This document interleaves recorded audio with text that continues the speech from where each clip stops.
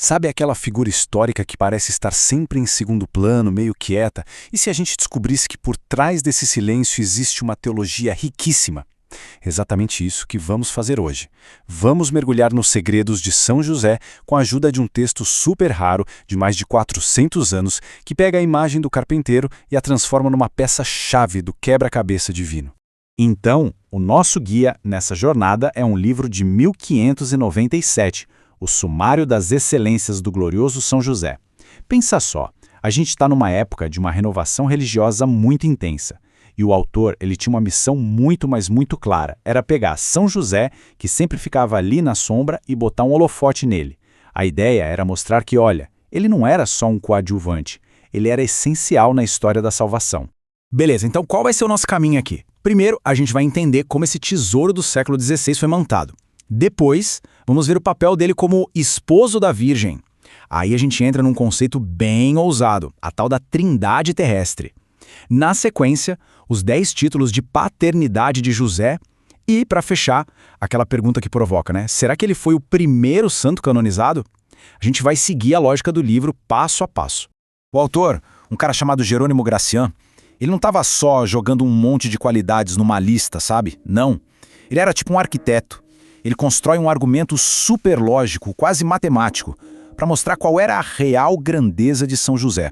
E o método dele é genial de tão organizado. Olha só, ele pega 5 títulos principais de São José, todos tirados direto das Escrituras. E para cada um desses títulos ele desenvolve 5 excelências, ou seja, 5 qualidades, 5 dignidades únicas. É como se ele fosse construindo um prédio, sabe? Camada por camada, tudo muito lógico para provar o ponto dele.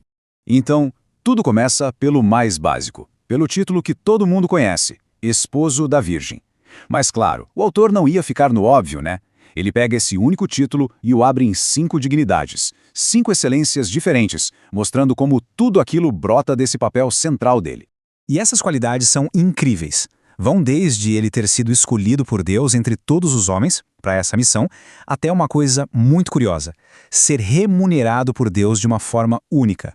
O que o texto diz é o seguinte: já que Maria era legalmente esposa dele, Deus teria compensado José pelo papel que ela teve na encarnação, ou seja, no momento em que Deus se fez homem. É ou não é uma ideia fascinante? E agora a coisa fica ainda mais profunda. O autor lança uma ideia que, para a época, era muito, mas muito audaciosa. Ele propõe que a Sagrada Família era como um reflexo, um espelho aqui na Terra da Santíssima Trindade. E olha só como essa analogia fica clara. O autor cria esse paralelo incrível. Maria, por conceber e dar à luz o filho, seria um reflexo de Deus Pai. Já São José, como protetor, aquele que conforta, que acompanha, ele seria o reflexo do Espírito Santo.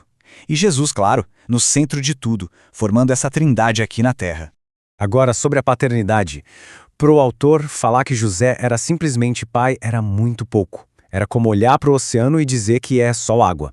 Então o que ele faz? Ele quebra esse conceito de pai em 10 títulos diferentes. Cada um deles mostra uma faceta, uma camada mais profunda do papel de São José.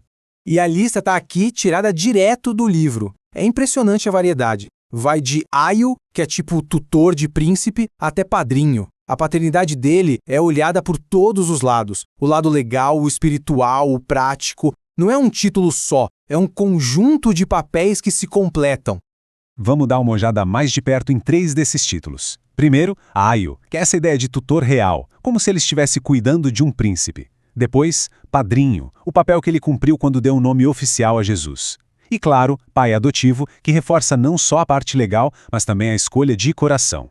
Cada um desses termos adiciona um detalhe novo e super importante.